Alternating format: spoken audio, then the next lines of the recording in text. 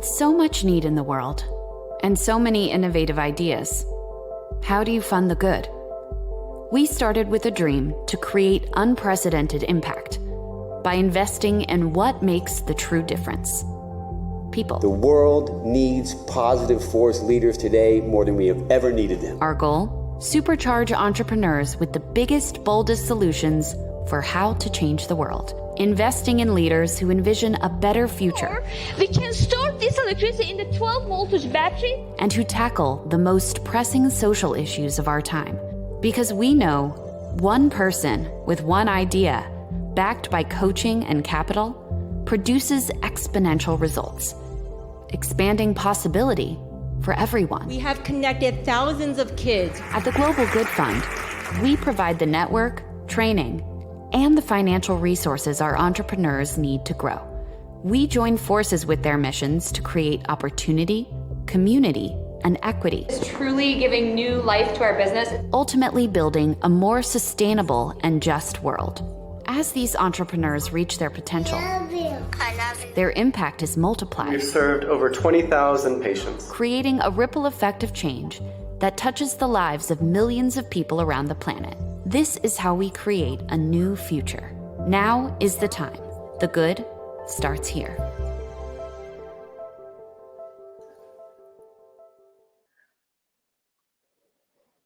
Hello, everybody. Welcome, welcome. Thank you so much for joining us tonight to celebrate the incredible impact that Global Good Fund Fellows have had this year in spite of the crazy challenges brought on by 2020. Tonight, we're going to take a look ahead. We can't wait to introduce you to the 2021 Fellows, 11 brilliant innovators that make up our most diverse cohort yet, stemming from the US, Mexico, Uganda, Rwanda, Nigeria, India, and the UAE. We are also very lucky to be joined by special guest Arlan Hamilton. She's the founder and managing partner of Backstage Capital. Arlan is a visionary, and I think we're all looking forward to hearing more from her on how we can elevate the voices and ideas of more underrepresented founders. Before we get started, I just want to take a minute to orient you to our virtual event space. Please take note of the chat box on your screen, and we want to hear from you throughout the night, so do not be shy. This is also where you'll be able to submit any live questions that you have for Arlan later on in the program. Additionally, we'll be posting a few polls throughout the night for you to respond to. And with that, our first poll question is actually now live in the chat. And I'd love to hear from you. How did you become involved with the Global Good Fund? You can submit your answer using the orange vote button. It should be to the right of your chat box. So go ahead, select your answer now so you can get used to our polling tool and share your response. And we'll give everyone a few seconds.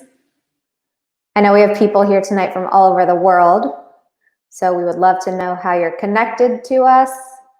Is this your first time experiencing a Global Good Fund touchpoint? Are you a fellow, an alumni, a mentor, a friend of a fellow? We'd love to know, and I will share those results with you very shortly.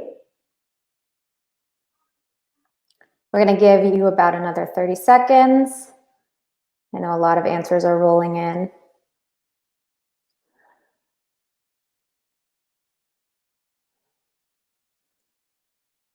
Okay, let's see.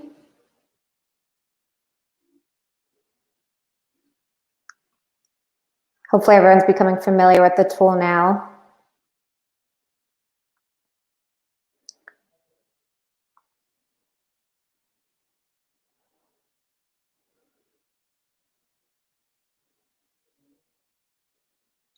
In the chat box too, if you could tell us where you're tuning in from, that would be great.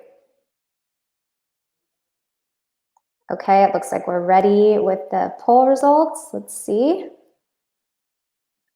Okay, we have a lot of fellows and alum here, so hello, hello. A lot of donors, mentors, coaches, and a good amount of new people here, so welcome. We're so excited to have you. We hope this is an amazing first touch point with us and not your last. And thank you all for participating. That was a great first stab at the polling tool. And we're just so amazed to have such a diverse group of people here joining us tonight. And with that, I am going to pass it on. I'm so pleased to introduce Carrie Rich, and she's the CEO and co-founder of the Global Good Fund. Thank you, Jamie, and hello and welcome to everyone who's here with us today. We all know this has been quite the incredible year in 2020. It's been a tough year for a variety of reasons, and yet every day I get to wake up completely inspired by the amazing Global Good Fund entrepreneurs that we are so privileged to get to support. As a kid, I played basketball, and admittedly, I wasn't very good at it, but one of my favorite moves was learning how to pivot. Because what I learned I had to do was keep one foot firmly planted and move the other foot around so I could get a better view of what was going on the basketball court. And 2020 for me and the Global Good Fund has felt like a year of real life basketball where we learned to pivot. The first thing that the Global Good Fund did to pivot was we asked our entrepreneurs and alumni, what can we do to help you right now? And we got the same response from our alumni and fellows, which was we need cash now. And so Global Good Fund raised $300,000 of capital, which we immediately deployed to our entrepreneurs unrestricted to be able to help our companies stay in business. Our entrepreneurs also told us that they needed access to training on topics like risk management, crisis management, HR, PR. So we had a great relationship with Motley Fool Ventures, and I see Olin's here tonight. So thank you to Motley Fool Ventures for partnering with us to be able to deliver really stellar content and curriculum from industry experts. We also launched new programming in terms of online events, and we reorganized ourselves internally so that the Global Good Fund could pivot as well. And we did all of that really quickly. We learned a lot this year, one of which lessons was that the greatest issues of our time get exacerbated during times of crisis. We also know that equity has always been part of the work that the Global Good Fund has done. Over 50% of our entrepreneurs domestically are people of color, and half are women, and those numbers increase as we go global. That said, we need to be more explicit about how we support overlooked entrepreneurs, especially people of color. We also need to double down on what we're good at. And that means, when we're running with the basketball analogy, keeping one foot firmly planted and going even deeper and more strongly into the industries where we have expertise. And those 5 key areas of impact for the Global Good Fund include health, education, the environment, financial inclusion, and economic mobility. We know that by seeking out fellows that are focused in these core areas, we build a network that fosters more collaboration with the potential to have greater social impact. That's what the Global Good Fund did this year, and frankly, I'm exhausted thinking about it, but I know you really want to hear what our fellows did. So let me share with you a few inspiring stories from our social entrepreneurs. For example, Asusu, which is led by Samir Gol and Abby Wamimo, helps renters build their credit so that they have better access to capital. And this is, as we all know, an essential step to financial inclusion and building wealth. When COVID struck, Samir and Abby worked with their landlord partners to ensure that none of their clients were evicted. And furthermore, they took it one step beyond and launched a rent relief fund for people who are hardest hit. That is leadership. 4P Foods, led by Tom McDougall, saw one part of their business, which is distributing locally grown food to restaurants, shrink and struggle, while delivering locally grown food direct to consumers dramatically expanded. Tom found a way to stay true to his values by further partnering with farms owned by Black owners, and also by providing food in food deserts around Washington, D.C. That is leadership. The Empowerment Plan, led by Veronica Scott in Detroit, Michigan, employs and trains homeless parents to manufacture sleeping bag coats for those in need across Detroit. And I can tell you from firsthand experience that these coats are it's my favorite coat that I own. It's perfect for winter weather. Highly recommend it. But this year, they put producing coats on hold to produce thousands of PPE equipment for frontline healthcare workers. That, my friends, is leadership. This is an opportunity where I want to say thank you to all of our entrepreneurs for your phenomenal leadership every day, and especially during times of crisis. Jamie, this is a great time to bring you back and introduce our next poll question. Thanks, Carrie. Hi again, everyone. Coming at you with poll question number 2. So Carrie introduced a few of our fellows who are tackling some of the biggest problems facing our world today. I'd love to hear from you. What do you believe to be the biggest problem facing our world today? Is it inadequate health care? Is it poor access to high quality education and employment? Is it climate change? Or is it poverty? Remember, you can submit your answer using the orange vote button that appears to the right of your chat box. And we'll be sharing the results of this question in a little bit. Back to you, Carrie. Thanks so much, Jamie.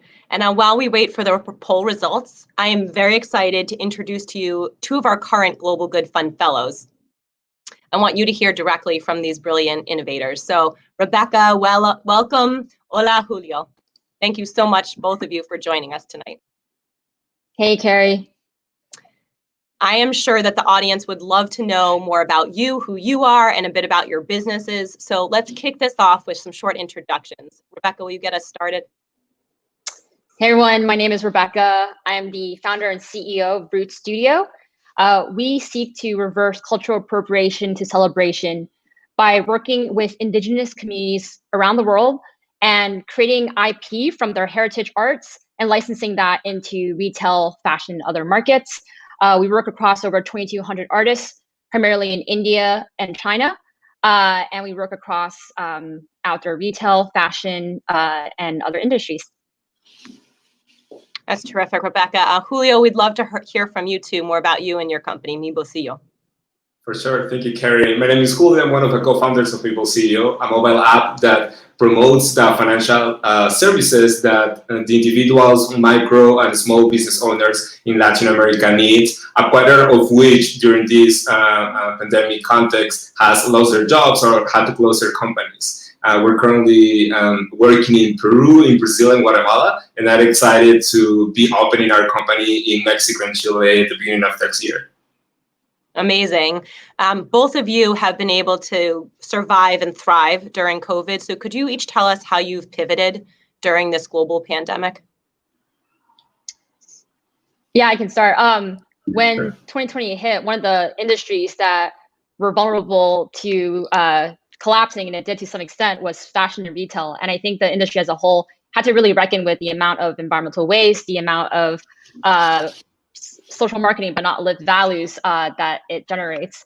So for us, we were a little bit troubled because we licensed into the retail industry. So we were worried if their budgets are going to shrink, then how are we going to have them license these designs? When it hit, when COVID hit, we reached out to the Global Good Fund and said we had to figure some revenue path forward. And they, within 2 weeks, gave us unrestricted funding to use for whatever ways in which we saw to mitigate these issues. So we took that funding, turned it into a series of heritage masks that would have otherwise been really hard to use as an upfront fee to manufacture. And that's really helped sustain our communities during this time. Interestingly enough, we've also, throughout the year, because of the reckoning of fashion with their values and having to live by that and not just marketing and gender washing their brands, we've also seen a 413% growth in brand partnerships through our revenue through brand partnerships.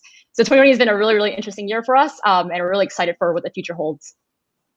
Thank you, Rebecca. And I think what I heard was that if you are looking for an amazing holiday gift or a beautiful mask that has important value from a social impact standpoint, check out Root Studio. Julio, would love to hear more from you about how you've pivoted. Yeah, for sure. Just like Rebecca said, definitely an interesting year for us as well. Everything that we had in the roadmap had to be sped up because of the new needs of our clients as a B2B business that sells our services to microfinance institutions and companies that offer financial health programs to their employees and even their providers and their own clients. What we saw was the pain from the client side, that microfinance institutions, for example, entering default rates, right? More people not being able to pay because of these closures and losing their jobs. And also on the user side, how people were more interested in managing their finances and making sure that that little that they had was able to last for longer, right? As so many restrictions started appearing. So what we did was to launch the 1 million user strategy, where we aim to bring new clients and users to our platform for free, so at no cost till December 2020.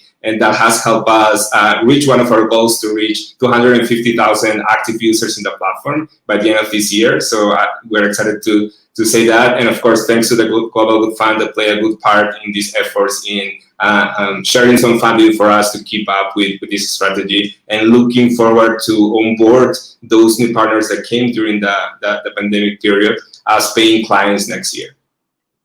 Amazing, Julio and Rebecca. Julio, you've been such an inspiration to me personally and the Global Good Fund during this time. So I want to thank you both for your work. Thank you for your time tonight, Rebecca. Y Julio, mucho gusto por tu tiempo. Muchas gracias. Thank you.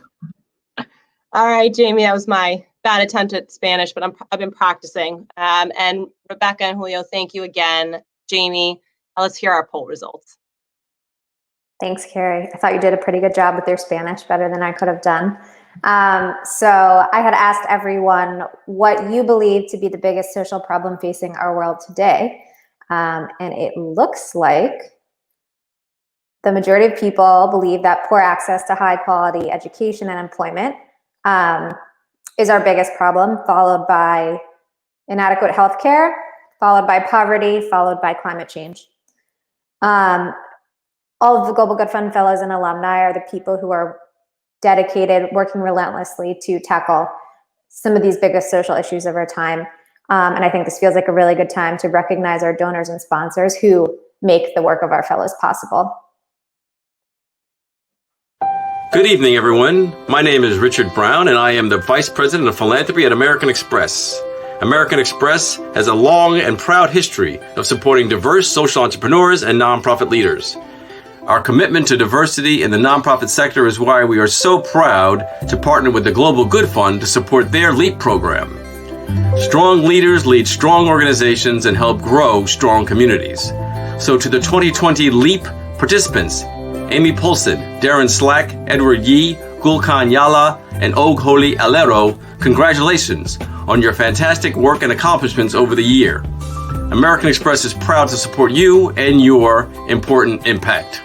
Hey everybody, I'm Jake Sandler from Washington, D.C. And I'm Julie Weber. Hi. This is our troublemaker, Zadie. My family and I have been proud to support the Global Good Fund and its incredible entrepreneurs since 2018. And as an entrepreneur myself, I've been awed and inspired by my fellows that we've supported. And I've become friends with some of them over the years. And our family is constantly impressed with the ways in which the Global Good leaders do good and change the world every day. So this holiday season, we just wanted to say thank you. Thank you to Global Good community and all the ways you make our world better. Thank you and happy holidays. Happy holidays. Hi everyone, Kristen Chow and Allison Chow here. We are both proud members of the Global Good Fund's Young Executive Council and even prouder supporters of GGF since 2015. We support GGF because we believe that mentorship and leadership development are essential to the success of our amazing social entrepreneurs. And it is especially important to us that our donations support a powerhouse CEO like Carrie Rich and the many women and minority-led businesses that the Global Good Fund champions. We also hope that more and more young people will engage with GGF over the coming years as GGF fellows continue pioneering solutions to our world's most pressing issues. So cheers to everyone and hope you all have a safe and happy holiday season.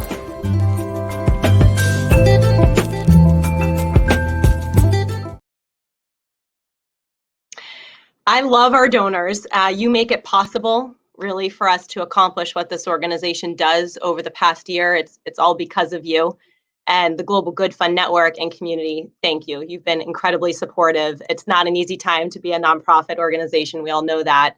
And because of you, we've been able to support absolutely incredible social entrepreneurs who we all know are making the world a better place. I am beyond excited to share with you tonight that the Chow family has made a matching gift of $20,000. So every dollar for dollar tonight will be matched by the Chow family up to $20,000. So please donate. You'll see ways to donate in the chat, and you can go to our website as well. I also want to take a few moments to recognize everyone else who's made the work possible this past year.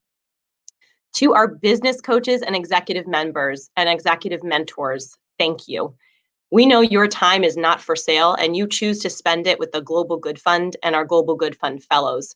And their success is really dependent on, their own work ethic and your support, you sharing your networks with them, you sharing your time, and a direct result of your guidance and commitment to them. So thank you.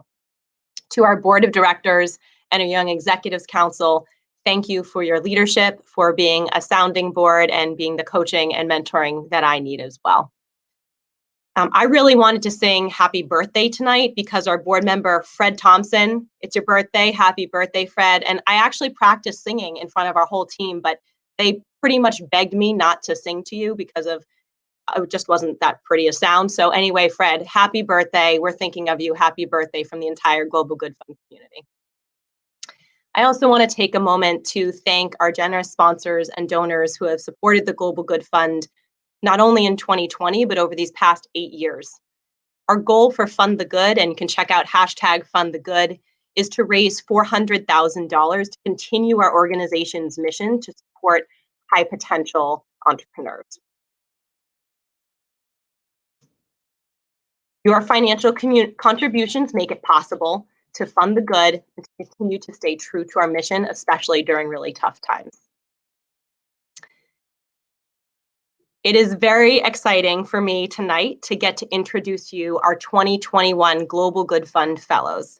We know that great ideas come from all over the world and come from all people, but there is not equal opportunity or equal platform to share those ideas. And so our goal is to level this playing field and offer the most innovative solutions because we know they come from underrepresented communities often and overlooked founders. And so it's with great pleasure that I get to announce to you today the 2021 Global Good Fund Fellows. Cahiel Oliver is the CEO of Hello Tractor, an innovative platform that makes tractor usage affordable to marginalized farmers in sub-Saharan Africa. Soumya Dabrawal from New Delhi is the founder and co-manager at Bala, which helps women and girls get access to menstrual care in rural areas of India. New York-based Darius Quo-Rules runs Bro Capital, a Black-owned financial services company dedicated to improving financial health. Daniela Encira is the co-founder and CEO of Lacana, a social project that seeks to create job opportunities for women in prisons across Mexico City. Emmanuel Trinity is working to empower youth in underserved communities throughout Uganda in preparation for job and entrepreneurial opportunities. Jeff Kirshner, founder and CEO of Literati, has created a global community that's eradicating litter one piece at a time. Whoever knew that picking up trash could actually turn into a socially impactful business? Christelle Quizera is providing clean water solutions throughout Rwanda by identifying and rehabilitating broken down boreholes. Evan Robinson is president at America on Tech. He's on a mission to prepare the next generation of tech leaders in order to decrease the economic and racial gap in underestimated communities. DC-based Danya Sherman is the creator of No Nap, a cocktail napkin capable of testing for specific rape drug presence. Ankit Agarwal is the founder and CEO of Fool, a social enterprise that has pioneered flower cycling technologies to reduce the pollution in the Ganges River. And last but certainly not least, Saeed Abra Ahmed, founder and CEO of Liber Health, is building the next generation of digital health solutions. He is currently providing a safe and contactless COVID symptom detection solution to help organizations resume normal operations. They are amazing. We had to look at over 3,000 applications this year because so many people applied to be a Global Good Fund Fellow, and it was steep competition. So to our 2021 fellowship class, we are so honored to have the opportunity to support you. And our newest video dives deeper into the Global Fund's focus areas and highlights a few of these incredible change makers. The message is that when we focus and invest in the leadership of entrepreneurs, we can all change the world for good.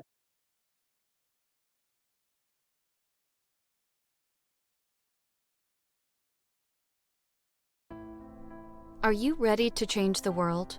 'Cause we are. We believe the best way to make an impact is to invest in leaders, entrepreneurs tackling today's most complex social problems. We identified 5 key issues. We created a proven action plan to empower leaders to solve them. Now, we just need your support. Half of the world's population lack access to essential health services. That needs to change. My goal was to create access to sanitation products for women, removing social stigmas and empowering over 125,000 around the world. We believe every child should have an inclusive, equitable, and high-quality education. For me, it's pairing opportunity with potential. 65% of Gen Z will hold jobs that haven't even been created yet. We need to provide them with the support and training for their futures. We have to find new solutions to ensure a healthier planet for everyone. The solution is in every single one of us. Individually, you might pick up one small piece of litter, but together, we create a global impact. 8 million pieces and counting. And we're just getting started. In an economy that discriminates against African Americans and people of color, we make sure that everyone has the ability to not just participate in the global economy, but to create generational wealth and legacy. Too often those who are imprisoned are forgotten in a system designed to fail them. Not anymore. We created a model of social reintegration so women in prison can have a fruitful life of freedom. We can no longer wait to address these issues. That's why the Global Good Fund was created. A social enterprise built by social entrepreneurs. We now have over 164 fellows actively working for good. An improving program that accelerates impact by training leaders. We know the solutions for the urgent social issues come from underrepresented communities.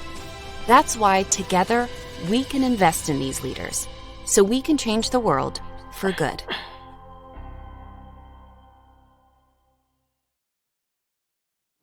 Hi, everybody. I'm Kiran Chandy, and I am a proud GGF alum and the founder and CEO of Consult Your Community, or CYC, America's leading pro bono consultancy for women-owned and POC-owned small businesses.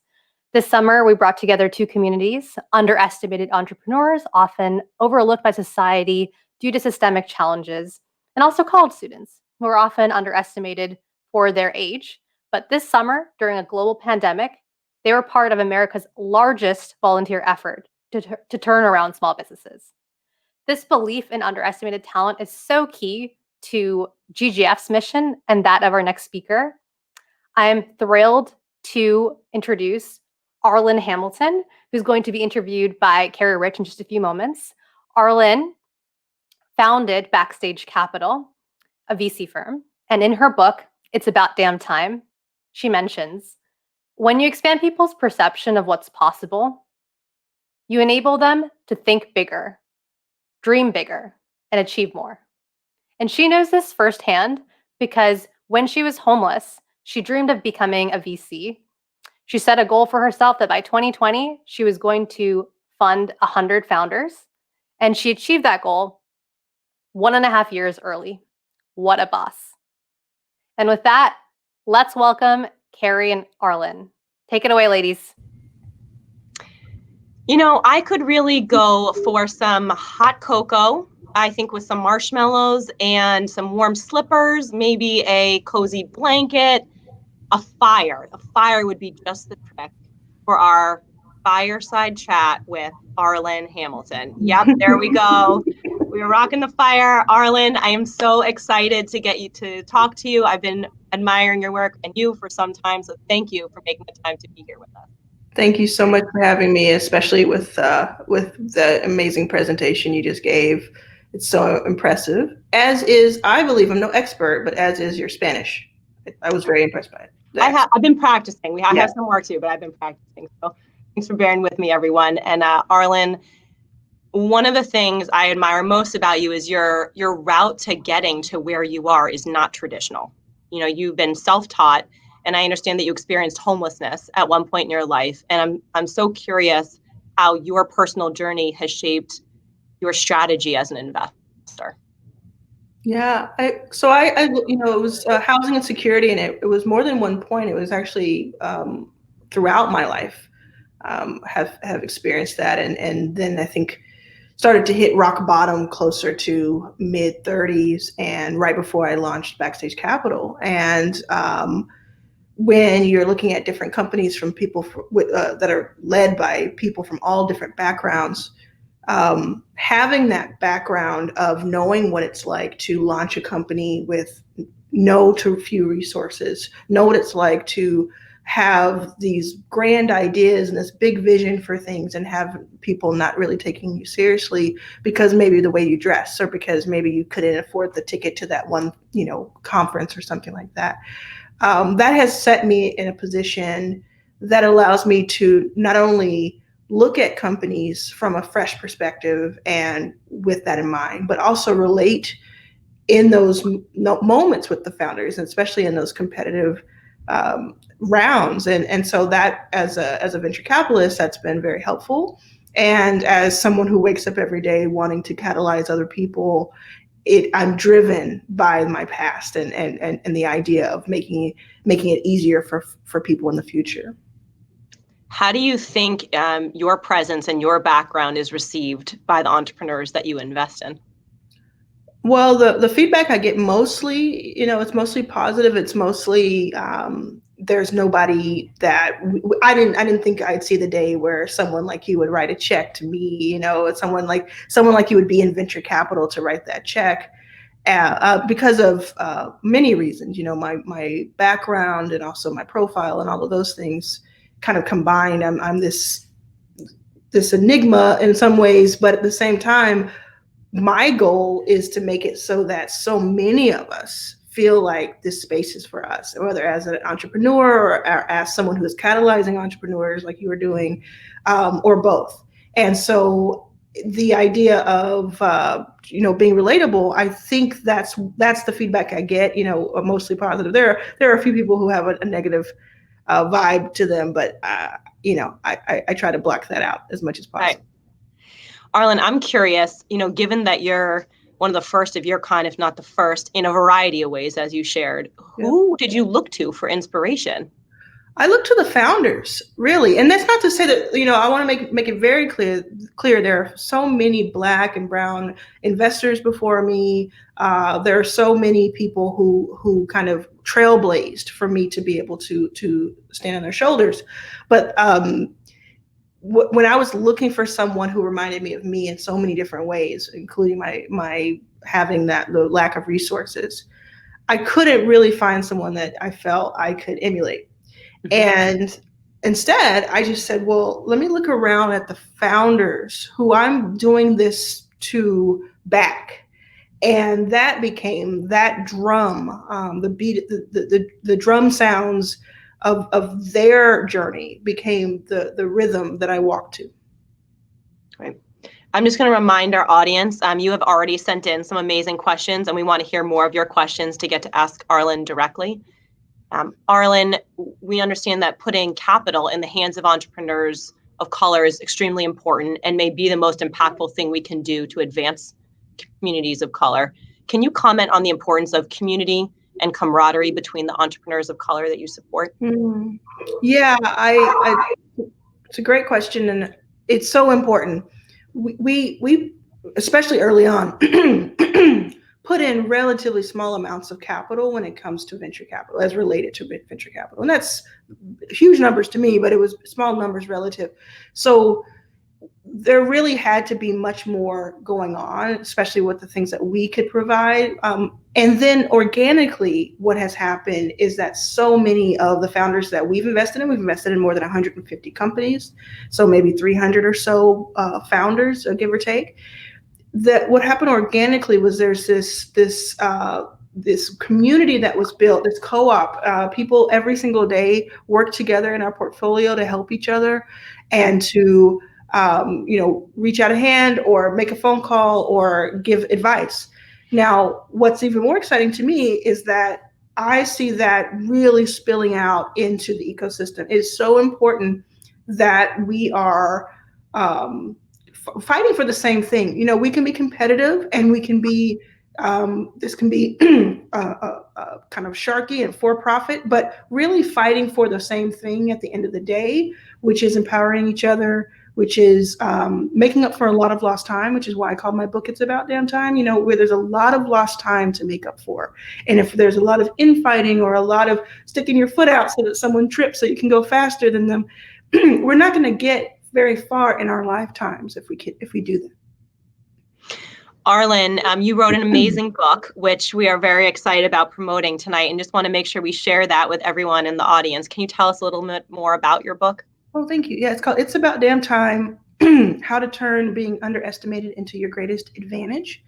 And it really is just, the first, I'll go do like Barack Obama. It's the first volume of my story, but it really is, I have so much more ahead of me, and as do so many of us. And I kept getting asked, how did you go from sleeping at the San Francisco airport to raising millions of dollars and investing in hundreds of companies and et cetera, et cetera. And so this is a place for entrepreneurs and for aspiring entrepreneurs, for investors, people from outside of the ecosystem to kind of understand it better from layman's terms, really, like from just someone who was an outsider who kind of peeked in and then kicked the door down. And so there's that business side of things. In fact, it was just named one of the top 10 business books of 2020 by Fortune magazine. And then there's also that memoir part of it, which is how did it feel when I was sleeping at the airport? What did I think would happen? How did I continue going? So there's both, and I think people are finding inspiration in both sides of that, but they go into it. This is the feedback again that I've heard and read. They go into it feeling like they're going to read either a memoir or a self-help book or a business book, and they come out of it realizing they're reading about themselves, actually, because it does. So many different types of people have reached out to me and said, I didn't know that this book would speak to me the way that it has. And Arlan, you've definitely touched some of the people in our audience, so we're getting all kinds of questions coming in. One of the questions we have is a woman who's interested in raising her own fund. And she's asking, what are some of the biggest lessons learned from the initial period of raising for your first fund? It was much harder than I thought it would be. Even with, I think, kind of stood on the moral high ground, had all of the right things that was correct about it. It was so difficult to really get that across to institutional investors and down, to angel investors. And then over time, certainly a lot of people have backed it and very excited about that. But it was that was a lesson learned. It was going to be harder than I imagined. It took longer than I thought it would. And then I'm repeating myself a little bit here, but it took longer. It was more difficult, but it was also more rewarding than I could have ever imagined, right? And so that was there. I also, I will be honest and say that I've had a little bit of, I look at things a little bit more like I really don't count on it until the check is in the bank, it clears the bank. I really look at things like what are their actions saying rather than what they may say, because you're going to get your heart broken a few times. It's just something that will happen, I think, for anyone building anything, whether a fund or a business or a nonprofit business. You're going to get your heart broken a few times if you're going for something so bold and so important and so impactful. And sometimes it is not. Sometimes it has to happen alone, and it's not someone else's to feel with you. And so it can knock you off your feet. But if you continue to just really, really hone in on why you started it, who it's helping and affecting in a positive way, and how it feels your spirit, how it makes you. You said you jump up every day thinking about this. Even in a year like this, you could propel yourself out of bed because you knew what you were working towards. If you're going to work on a fund, to build a fund, make sure it has that vibe to it. Not that you want to be rich, not that you want to prove anything to anybody, but that you want to feel that. And if you feel that, I think you'll do fine. I imagine, based on what you're saying, that if you're starting, you have to build this network from scratch or almost from scratch. It hurts extra when you work so hard to build that network, connect, you get so close, and then almost. Yeah, there's so many things that happen. I mean, I can just speak from my experience, and I know that my experience is a little different than a lot of fund managers. But I do, there's the heartbreak of sometimes, I'll read things from Black people talking about how, what the fund, something negative about the fund, or sometimes I'll read something from someone I thought was an ally, or they'll say something or do something to kind of thwart what I'm working on, and I wonder why, they have that limitation in order to do that. And so it really does take a lot of self motivation in a lot of ways, in addition to what I said earlier about looking to why you're doing it and who it's affecting. And Arlan, through this all, you've been a tremendous role model and inspiration for all kinds of people, myself included. We launched an impact fund a couple years ago, and have been really inspired by you putting yourself out there and standing by your values, and have inspired many people domestically and around the world to do the same. So thank you for that. We're really interested in learning more about Backstage Crowd, your syndicate. Will you tell us more? Sure. We have at Backstage, we have an investing syndicate that allows accredited investors to invest in companies alongside us for as little as $1,000. We pull that together, maybe 20, 40, 100 people will come together and put together 50 to 500,000 in one deal. And non-accredited investors will also invest alongside us in public investments. And we've done about 15 deals since June. 11 of those have been accredited and about 4 have been non-accredited.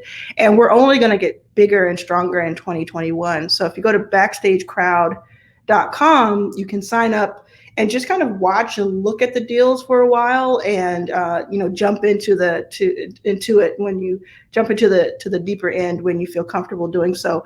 There'll also be a lot of education and a lot of kind of camaraderie and cohort work in 2021 when it comes to that as well.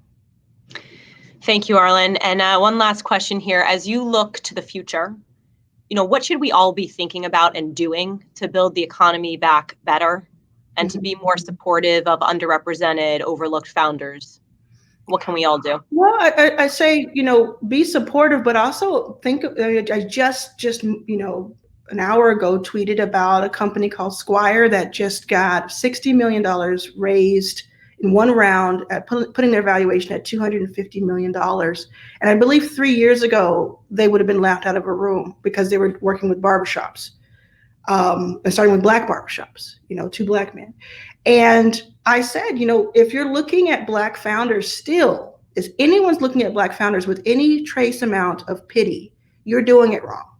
And so I think they can look to what you're doing. And I really was impressed with the materials.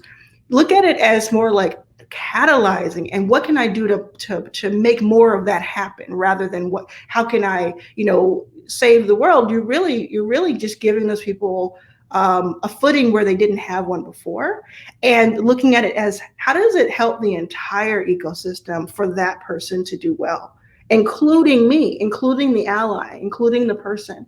I think that's where our hearts and our sentiment and our intention have to really converge and change a little bit from what it may have been in the past. And we all need to look at ourselves, me included. We all need to look at ourselves and say, even as an ally, what biases have I had, and how can I improve? Arlan, thank you so much for taking the time to be with us here today, and for your amazing work every day to unleash the economy and make sure that we're investing in all people. Thank you so much for having me. Congratulations to all the fellows. Thank you, Arlan, and thank you, friends, new and old, our family, our fellows, alumni, mentors, coaches, and everyone in between for joining us here today.